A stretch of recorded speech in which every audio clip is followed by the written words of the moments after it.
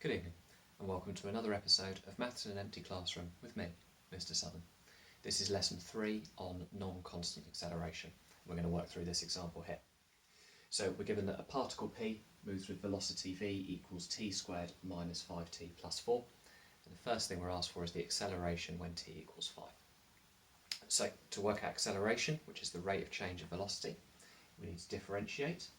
So the acceleration is going to be 2t minus 5, differentiating t squared minus 5t plus 4. And we're asked for the acceleration when t equals 5. So if we substitute 5 into the expression we've just found for acceleration, we get the acceleration to be 5 meters per second, 5 ms to the negative 2. Nice and straightforward. B, find the values of t when p is instantaneously at rest.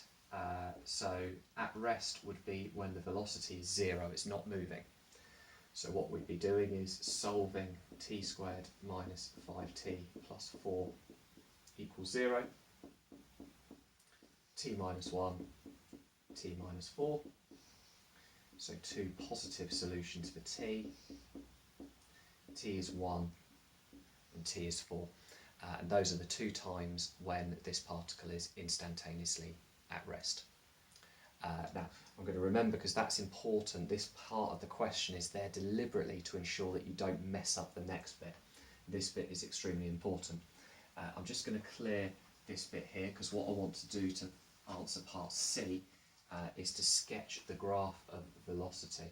So let's just get an axis up here.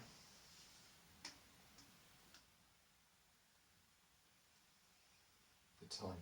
Now we've got a quadratic. We just worked out in part B that when t is 1 and when t is 4, we have velocity 0. Those are the roots of our equation.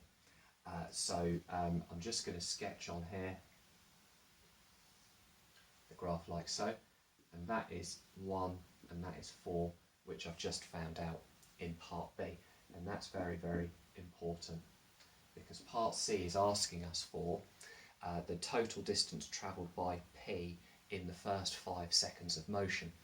Now you'll remember from EG2 that we looked at the distance travelled, we could use the area between the curve and the x-axis. But what's the problem here? Well, the problem here is that part of this curve goes below the t-axis. So if I want the distance in the first 5 seconds of motion, I can't just integrate between 0 and 5, I need to split it into 3 separate sections. I need to integrate it between 0 and 1. I need to integrate it between 1 and 4. That value is going to come out negative because it's below the t-axis. And I then need to separately integrate between 4 and 5. So let's go for it. I'm going to integrate this expression here. T squared minus 5t plus 4 with respect to t.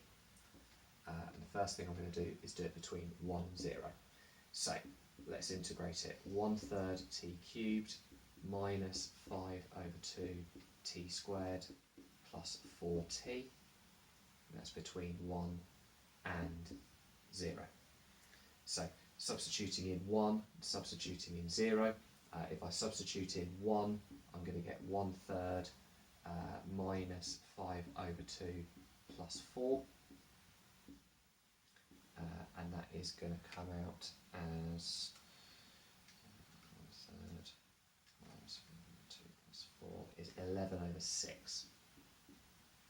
So this area here, that first part, is 11 over 6. It travels 11 over 6 metres in the first second.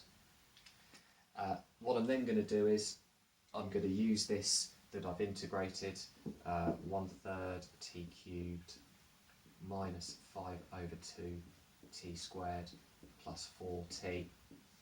I'm going to do it between 4 and 1. Now, substituting in 4, I'm going to get 1/3 of 4 cubed, so I'm going to get 64 over 3. Sub 4 in there, 4 squared 60, that's going to be minus 40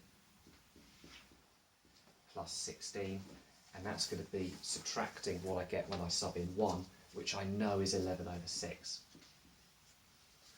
So let's just work out that first bit. 64 over 3 minus 40 plus 16 is negative 8 over 3.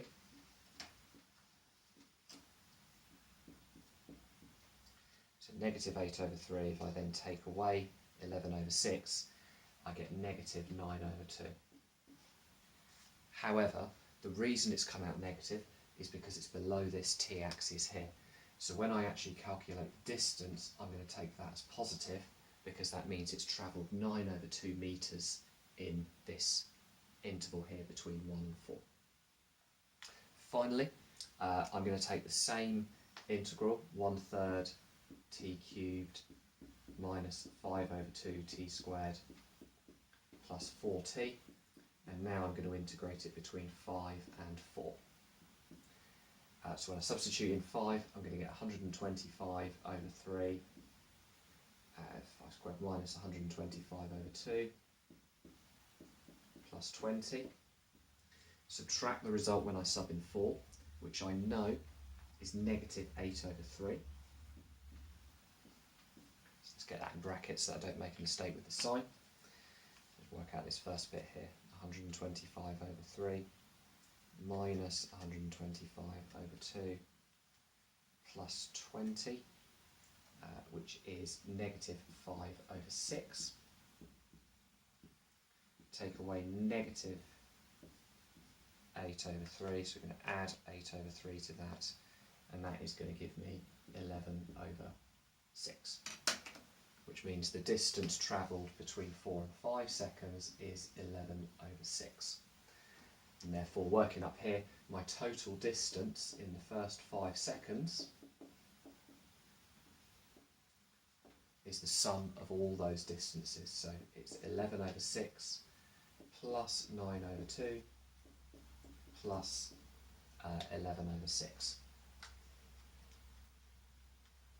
which comes out as 49 over 6 metres.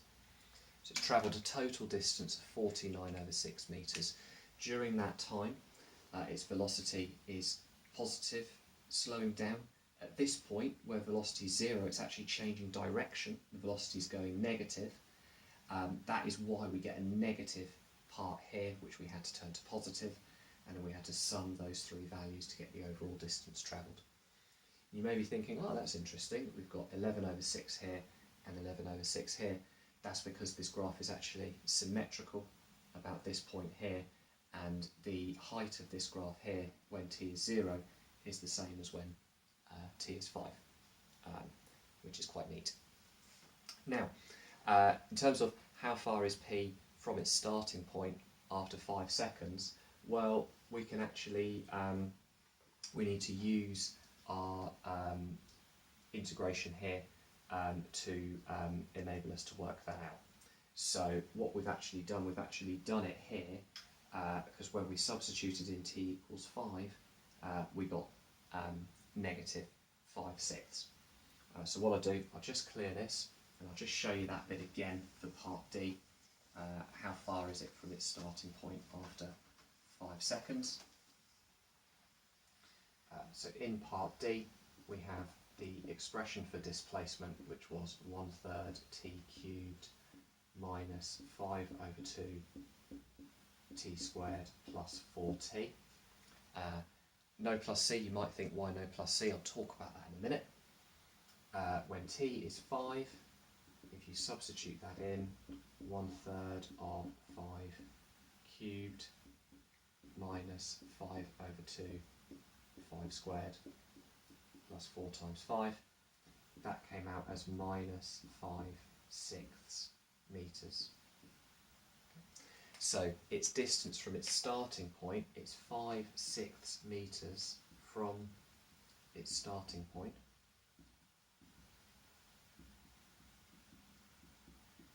In the negative direction. So it's backwards, it's behind, it's gone backwards. It's in the negative direction.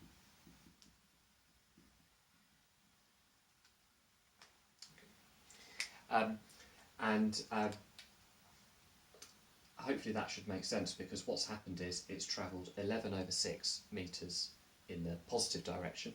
It's then travelled 9 over 2 metres in the negative direction, and then 11/6 metres back in the positive direction again when velocity is positive. So what you could also have done is you could have said, okay, it's got 11/6 and then minus 9/2 and then plus 11/6 and that would also come out as minus 5/6 metres. Positive direction, negative direction, positive direction. That's how far it is from its starting point after 5 seconds. Job done. Thank you for your company. I'll see you again.